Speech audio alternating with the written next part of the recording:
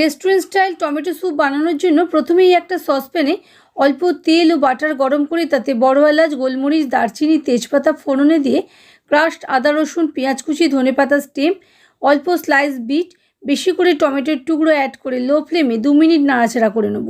টমেটোখানি গলে গেলে এতে 1 চামচ নুন দিয়ে আরও 1 মিনিট রান্না করে অল্প করে হাফ কাপ মতো জল অ্যাড করে দেবো। তারপর টমেটো পুরো গলে গেলে ঠান্ডা করে নেব। তারপর বড় এলাচ, দারচিনি, তেজপাতা তুলে ফেলে দিয়ে গ্রাইন্ডিং জারে স্মুথ করে বেটে নেব। এবার আবারও সসপ্যানে গ্রাইন্ড করা টমেটো ভালো করে 2-3 বার অল্প জল দিয়ে ছেঁকে নেব। এবার গ্যাস অন করে চিনি আর টমেটো কেচাপ ভালো করে মিশিয়ে নেব। তারপর হাফ চামচ কর্নফ্লাওয়ার জলে গুলে অ্যাড করে দেবো। সমানেই নাড়তে নাড়তে বয়েল এলে বাটার অ্যাড করে গ্যাস অফ করে দেবো। আমি এটা আলু স্যান্ডউইচের সঙ্গে সার্ভ করেছি, তবে আপনারা চাইলে এটা এমনিও খেতে পারেন। রেসিপিটা বাড়িতে একবার অবশ্যই ট্রাই করবেন। আর কেমন হয়েছে আমাকে কমেন্ট করে জানাতে একেবারেই ভুলবেন না।